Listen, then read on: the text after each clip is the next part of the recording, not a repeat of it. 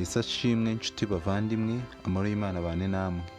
Mbifurije isabato nziza, mbaha n'ikaze mu mwanya tugiye gufata dusoza icyigisho cya gatatu tumaze icyumweru twiga, aho tugiye kwiga ibindi byo kwigwa no kuzirikana. Tugiye kureba ibindi kwiga tukanazirikana birenze ibyo twagiye turebera hamwe muri iki cyumweru. Icyigisho cyavugaga ngo kubaho no gupfa.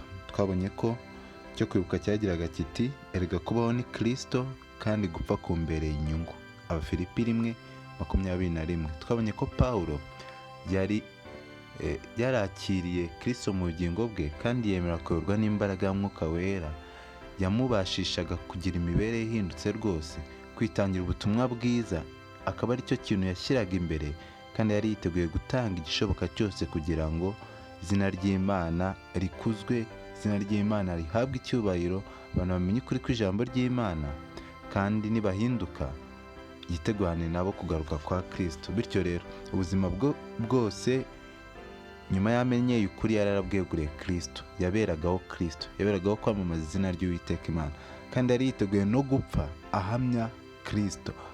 Twabonye igitekerezo cy'umugabo witwa ngo Martin Luther King Jr.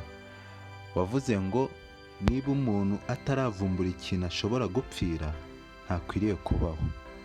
Ashaka kugaragaza ko tutabayeho nta mpamvu itumye tubaho gusa. Buri wese afite impamvu abayeho, ni ukubanza kumenya icyo ashobora gupfira. Nk'abakristo dukwiye kubaho tubereho Kristo, kandi tukaba dufite impamvu y'icyo twapfira ari cyo n'ubundi Kristo. Kristo tubereyeho, Kristo tubeshejeho, tugomba kubaho twiteguye ko twanamupfira, twanapfa duhamya izina rye, kuko ibyo ari bito cyane ugereranyije n'ibyo yadukoreye. Kandi niba byatuma abantu bakira, dukwiriye no kuba twahamiza Kristo no mu rupfu. Ibyo Pawulo yashakaga gusobanura ubwo yavugaga ngo erega kubaho ni Kristo kandi gupfa kumbereye inyungu. Kadusenge. Data mwiza, tugushimiye ko waturindiye mu buntu bwawe, ukaba warabanye natwe muri iki cyumweru gishize. Twabonye neza uburyo umaze kukwakira akakira imbaraga y'Umwuka Wera, noneho ajya mu murimo wawe atiganda, ahubwo icyo ashyize imbere ari wowe, ari kwamamaza izina ryawe, kandi aba yiteguye no gupfa ahamya ko yakumenye, kugira ngo niba urupfu rwe rwatuma abantu benshi bihana, nabyo abe yabikora. Ni ukuvuga umuntu aba yiteguye gukora igishoboka cyose kugira ngo abantu bamenye ubutumwa bwiza. Dutsindire intege nke kandi uduhe natwe iyo mbaraga nk'iyari muri Pawulo, maze tube mu isi tubereyeho wowe, kandi twiteguye no kuba twanapfira izina ryawe. Tuhire mu mwanya muto tugiye gufata twiga ibindi byo kwigwa no kuzirikanwa, tureba ibindi twazirikana muri iki cyigisho, kandi twibutsa amasomo twigiyemo kugira ngo akomeze kubana natwe, akomeze kutuyobora muri ubu buzima turimo bwo guhamya uwo twamenye. Byose bikomeze kuba uko ushaka mu izina rya Yesu, amen. Reka turebere hamwe amagambo make yanditswe hano mu bindi byo kwigwa no kuzirikanwa kuwa gatandatu w'isabato, ingingo kuwa gatandatu w'isabato tariki 16 Mutarama. Aragira ati yibukaga uburyo bishwe urw'agashinyaguro, bagatwikirwa ku mambo, bagashyirwa mu nzu z'imbohe, mu masenga y'inyamaswa n'ubuvumo bwo ku isi, maze bigatuma mu matwi ye asa n'uwumva ijwi ryo gutsinda ry'upfa azira kwizera kwe.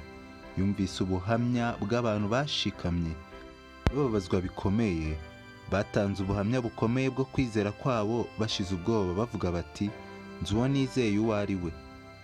Mu kurundurira ubuzima bwabo mu kwizera, aba bose bamenyesha abatuye isi ko uwo bizeye ashobora gukiza ku rugero ruhanitse. Byakozwe n'umwa paje 316 317 ingero 2010.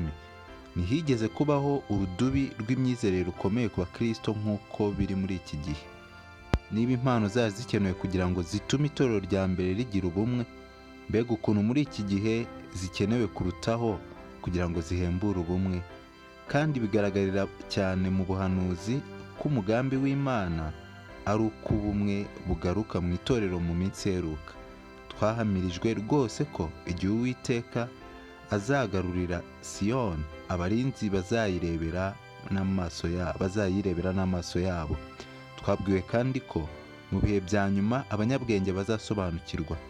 Ubwo ibyo bizasohora, hazabaho ubumwe bwo kwizera mu bo Imana ibara ko ari abanyabwenge, kuko abo n'ubundi bakorera mu kuri kandi basobanukiwe n'ukuri, ndetse bagomba byanze bikunze gusobanukirwa kimwe. Mbese ni iki gishobora gutuma habaho ubu bumwe uretse impano zatangiwe uyu mugambi? Aya magambo yakuwe mu gitabo cyitwa Inyandiko z'ibanze cyanditswe na Ellen White, paji 121, agaragaza ko itorero ryo mu gihe cy'imperuka iri dusohoyemo rifite inshingano ikomeye cyane yo kwimakaza ubumwe. Ubumwe buvugwa aha ni ukumva ibintu kimwe, kugira umurongo umwe wo kwamamaza ubutumwa bwiza. Ubumwe nk'ubwari mu ntumwa. Ntabwo intumwa zagonganaga, zifite umurongo mugari zigomba gukurikiza wo kwamamaza ubutumwa bwiza, kandi ibitekerezo bihuriwe ku kintu kimwe. Yesu Kristo niwe wari hagati muri bo, abayobora muri uko kuri kose, abatera umwete. Ubwo bumwe nibwo Yesu yasenze asaba Data wa twese muri Yohana 17. Nibwo rero Ellen White yagaragazaga ko tubukeneye muri iki gihe. Dukeneye impano za mwuka ku rugero rurenze urw'intumwa zari zikeneyeho izo mpano, ko turi mu gihe gikomeye cyane. Amatorero ari menshi kandi yabaye urudubi, ibintu byarivanze. Hakenewe rero urumuri rwo kumurikira abagenzi kugira ngo dusobanukirwe itorero nyakuri, ubutumwa bukwiriye, kandi tubujyanemo twese dufite umutima umwe, duhuje umutima nk'uko intumwa zari zimeze. Kandi dusenge dusaba Imana ngo iduhe iyo mbaraga, duhe imbaraga ya Mwuka Wera, duhe impano za mwuka, dusobanukirwe, ubuze ubwenge busaba Imana nk'uko Yakobo yabivuze, kugira ngo tube dufite ibikwiriye byose, turusheho guhamya Kristo. Kandi nubwo byadusaba gupfa, ubuzima bwacu tubwegurire Kristo, kugira ngo ari we uturinda kandi ari we utubashisha gusohoza umurimo we, kuko umurimo si uwacu, umurimo ni uwa Data. Reka dusabe Imana dutsindire imitima, duhe kwihanira kureka, maze iduhe gufata ibyemezo bizima byo kuyikorera, dushyira abantu ubutumwa bwiza ko harimo agakiza n'ubugingo buhoraho, kandi tube twiteguye no kuba twapfa duhamya uwo twamenye. Ni imbaraga tutifitemo, ariko Imana yateguye kuduha. Reka dusenge dusaba iyo mbaraga. Mwuka Wera tubashishe, Mwuka Wera duhe kwihanira kureka, kandi aduhe gushikama mu kuri twamenye, tukubwira abatarakumenya, ariko dufite n'ingeso zihindutse rwose, tutishushanya n'ab'iki gihe, kugira ngo ubwo Kristo agiye kugaruka tuzamusange nta n'umwe ubuzemo. Ibyo mbasaba nanjye nisabira mu izina rya Yesu, amen.